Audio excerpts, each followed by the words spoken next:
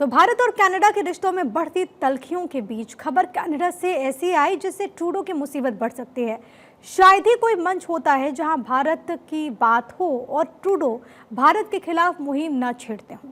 भारत ने कई बार कनाडा के पीएम को ताकीद किया है कि भारत विरोधी गतिविधियों में लगे लोगों पर कनाडा की सरकार मेहरबान ना हो, लेकिन भारत के सुझावों को दरकिनार कर कनाडा के पीएम जस्टिन ट्रूडो हमेशा उन आतंकियों के समर्थन में भारत विरोधी स्टेटमेंट देते रहे। ट्रूडो के इस रुख का भारत हमेशा से विरोध करता रहा। अब ट्रूडो खुद अपने स्टेटमेंट की वजह से चौतरफा घिर गए। उनकी अपनी पार्टी में ही बगावत के स्वर बुलंद हो गए। दरअसल कनाडा में भारतीय मूल के कई देशभक्त मौजूद हैं जो दोनों देशों के रिश्ते में आए बदलाव से बेहद नाखुश हैं।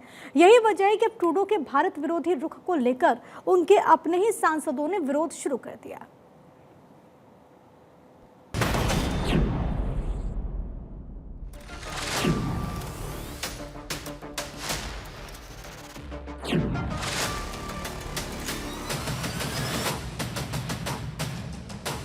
The phrase which came to my mind was actually a Hindi phrase, which was "Ulta chor kotwal ko dante."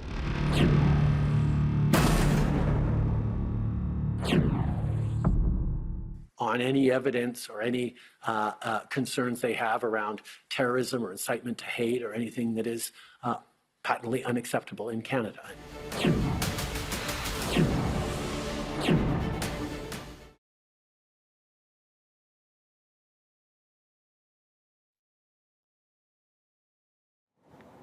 तो कनाडा के पीएम जस्टिन ट्रूडो जिस तरह से भारत विरोधी लोगों का समर्थन करते हैं उससे एक बात तो साफ है कि ट्रूडो के चुनावी दाव से ज्यादा कुछ नहीं। आखिर जस्टिन ट्रूडो की कौन सी मजबूरी है कि कनाडा की धरती पर भारत विरोधी एजेंडा चलाने वालों का उन्हें साथ देना पड़ रहा है। हालांकि कनाडा में हाल के पॉलिटिकल डेवलपमेंट ये बताते हैं कि कनाडा में भारत विरोधी लोगों का एजेंडा अब ज्यादा दिन चलने वाला नहीं, क्योंकि ट्रूडो और भारत विरोधी एजेंडा चलाने वालों का विरोध उनके अपने ही सांसदों ने करना शुरू कर दिया।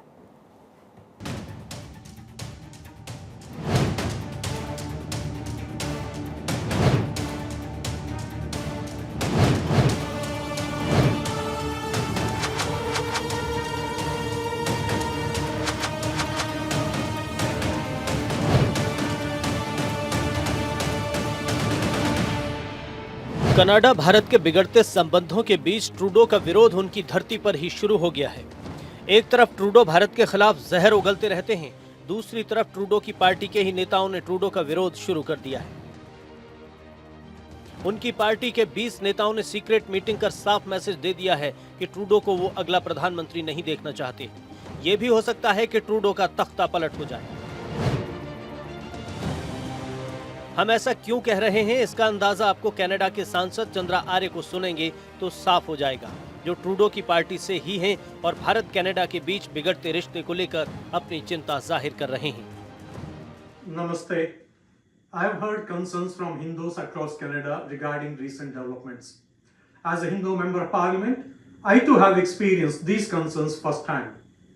Last week, I could safely participate in a Hindu event in Edmonton only under the protection of RCMP officers, as a group of Khalistani protesters staged a disruptive demonstration against me. In Canada, we have long recognized the serious problems of Khalistani violent extremism. Let me be clear, any actions or involvement by foreign state actors within Canada in any form are unacceptable. As Canadians, we do not wish for Canada to interfere in the domestic affairs of other countries. Likewise, we do not want foreign governments interfering in Canada's domestic matters, including those involving Khalistani extremism.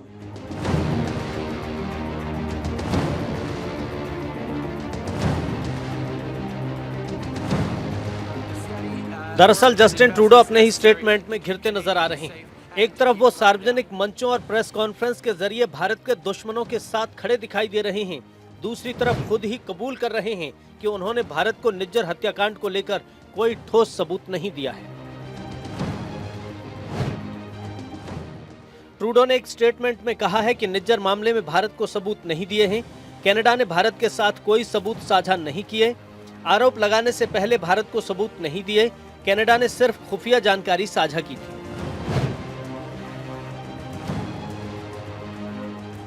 Canada के PM कई मंचों का इस्तेमाल Canada में रह रहे भारत के दुश्मनों को खुश करने के लिए करते रहे हैं।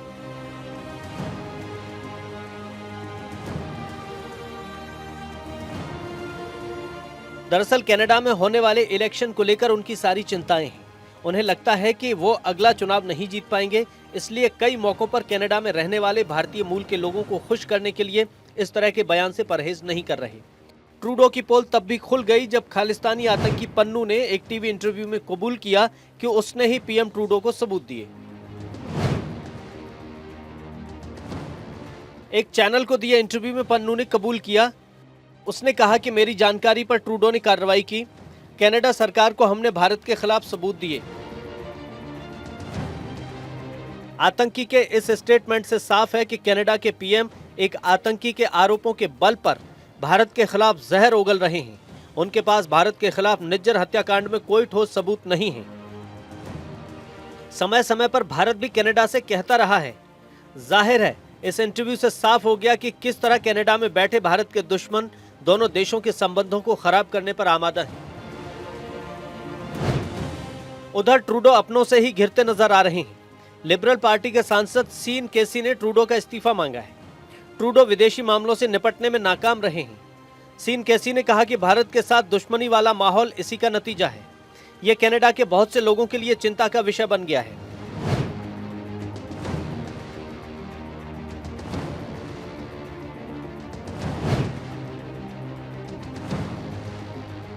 जून 2023 में जब पहली बार कनाडा के पीएम जस्टिन ट्रूडो ने भारत के खिलाफ आरोप लगाए थे, तब से ही भारत और कनाडा के रिश्ते में खटास आती चली गई है। भारत और कनाडा ने कई मौकों पर अपने राजनयिकों को वापस बुलाकर या फिर उन्हें देश निकाला देकर एक दूसरे को कड़ा संदेश भी दिया है। अभी तक भारत ने उच्चायुक्त समेत 6 लोगों को वापस बुलाया है, जबकि कनाडा ने दावा किया है कि उसने इन्हें निष्कासित किया है। भारत ने भी अब तक 6 राजनयिकों को निष्कासित कर दिया है। बिगड़ते रिश्तों के बीच फाइव आइज ने भी दखल दिया है। फाइव आइज ने धमकी दी है कि अगर भारत ने सहयोग नहीं किया तो कई पाबंदियों की बात सोची जा सकती है। तो 5i की खुफिया जानकारी का इंतजार कर रहे कनाडा के हाथ खाली हैं। भारत सबूत मांग रहा है लेकिन वो दे नहीं पा रहा। कनाडा को लग रहा है कि अब भारत की ओर से लगातार सबूतों की मांग को पूरा करने में 5i ही उसकी मदद कर सकता है, यानी कि ट्रूडो को इस शर्मनाक स्थिति से उबारने के लिए वो 5i पर निर्भर है, क्योंकि खुद ट्रूडो कह चुके हैं कि जो आरोप उन्होंने निज्जर हत्याकांड को लेकर भारत पर लगाए, उसकी जानकारी उन्हें भारत के मोस्ट वांटेड आतंकी पन्नू ने ही उपलब्ध कराई।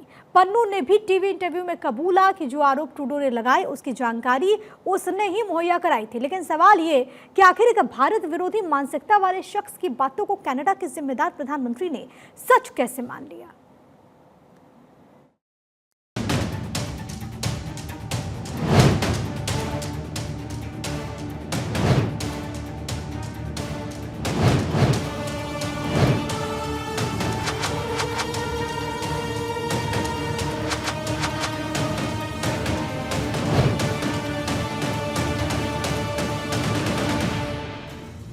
निज्जर हत्याकांड से जुड़ी कोई ठोस जानकारी कनाडा के पास नहीं है जो वो भारत को मुहैया करा सके।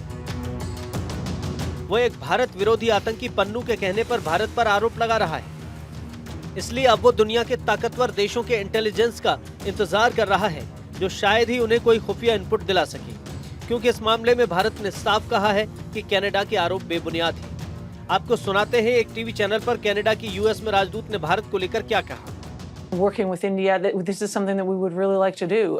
It's unfortunately the decision is not exclusively up to us, and there have been a lot of overtures and efforts, but we're not going to stop trying to work on this constructively with the Indians. But in the meantime, as you set out in sort of the intro to this segment, we are working.